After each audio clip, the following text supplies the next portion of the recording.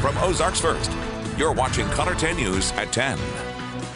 Well, the Ozarks nearly broke a record for rainfall in May, and you just heard Beth say there is more to come. Good evening, I'm Jesse Inman. Our David Chazanov joins us now in the studio to explain how these heavy rains are affecting farmers. David? Jesse, a local farmer told me the rain truly takes a financial toll. He told me what he lost during the recent storms. You can see the browned areas out here in the field. That's all just junk grass that's grown up, and that's been brought on by the rainfall, the excess rainfall we've had. We're all affected by rainfall. But what about those who rely on the weather for their livelihood? Farmer Les Irwin in Verona took me through the impact rain has on one of 4 farms he owns. Frequent rainfall here has caused us to have to delay cutting hay, created a lot of mud problems for us, and we have a lot of fences that we have to repair. The frequent storms have impacted cattle too. During Wednesday's severe weather, one of Irwin's cows got struck by lightning and died. That's the main impact of storms on us, is death loss to animals. Eldon Cole is a field specialist in livestock at the University of Missouri Extension. He knows the measures farmers have to take in less than ideal weather situations. And they have to start supplementing it, going to the feed store and buying some supplement to go along with the lower quality hay. And then of course there's just the upkeep of the farm. All of these things just add up to a little bit of greater expense and time and trouble. Regardless of the damage rainfall has caused Irwin's farms, he's thankful for local weather forecasters. They allow him to prepare the best he can for what's coming. Tractor's got all the weather channels in it, and I listen to them constantly to find out what I'm going to be able to do and where I'm going to be able to do it at. Irwin adds that he's hoping for the best weather this summer, but his expectations are low. Back to you, Jesse. David, thanks. Irwin also told us that it takes more than 2 months to recover from storm damage like we've seen over the past month.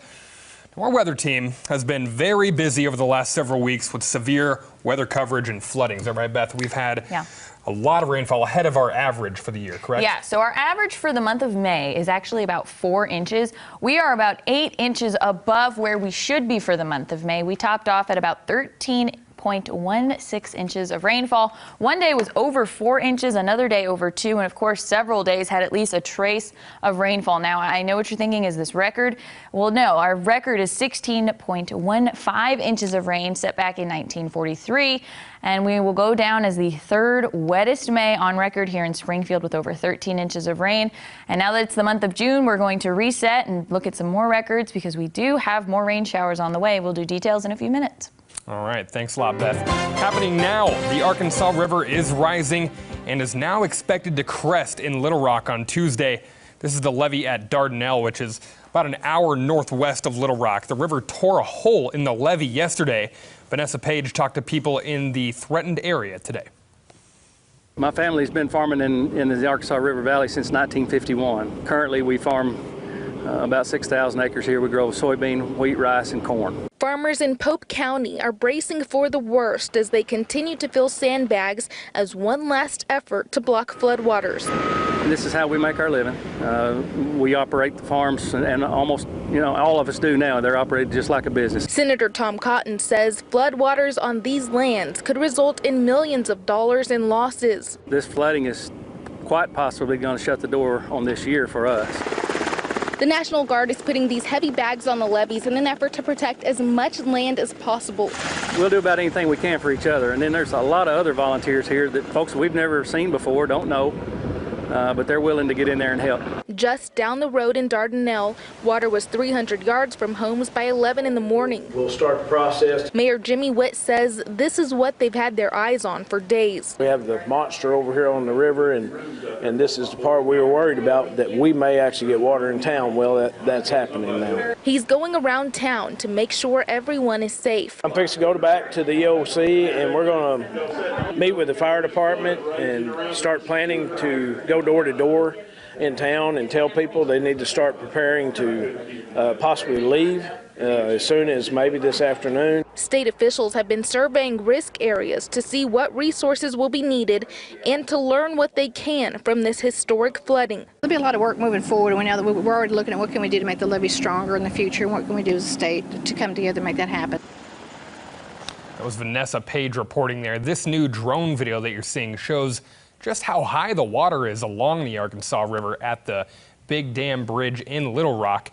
Already, homes and businesses on both sides of the river have been affected. And new at 10 tonight. Studies have shown that whenever believers are sexually assaulted, they go through a lot of baggage and carrying loss of purity or innocence or a ton of blame, and they're really afraid that those feelings are going to be put on them. Me Too Springfield is hoping to help church leaders and Christians in the area sympathize with survivors of sexual assault. Color 10's Madison Heaver talked with Me Too Springfield and some church representatives who attended that workshop.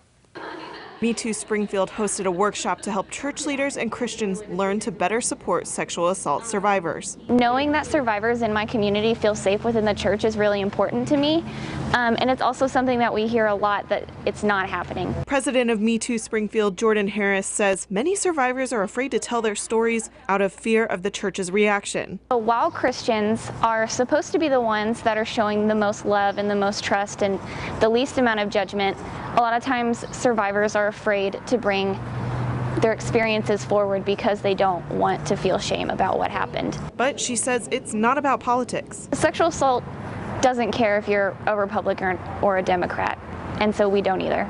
So we just try to help everybody who we can.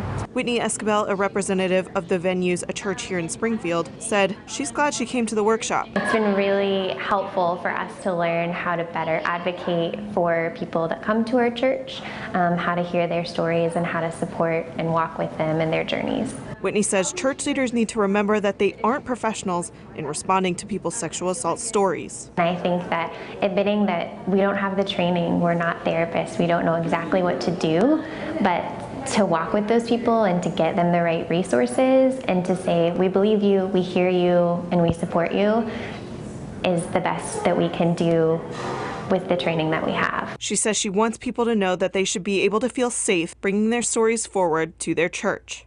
Madison Heaver, Ozarks First. Right now, there are no other public classes planned, but Me Too Springfield says churches can contact them if they'd like a private class. And making news now in Virginia Beach, prayers and healing for and peace are being said as the town mourns these 12 people. They were gunned down yesterday afternoon at the Public Works building there in Virginia Beach.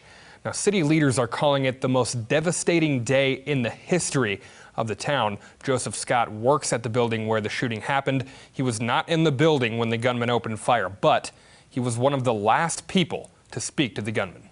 We were in the restroom together, and he was brushing his teeth like he always does after he eats something, and I was washing my hands and asked him if he had any plans for the weekend, and we both walked out telling each other, have a good weekend. Now, Scott said there was nothing about the gunman's mannerisms that led him to believe that something was wrong. And Scott also said that he knew each one of the 12 victims.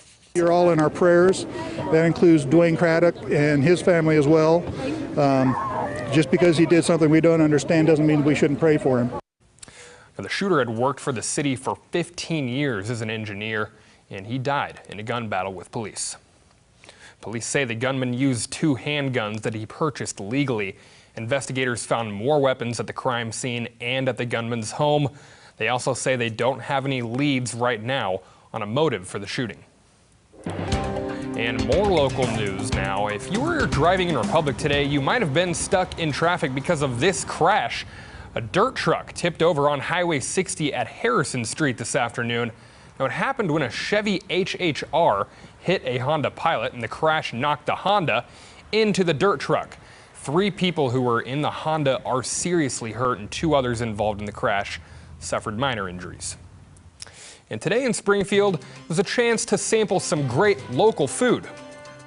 I'm really excited to be able to taste all these things that I've read about. Find out why your next meal could be closer than you think. That's next.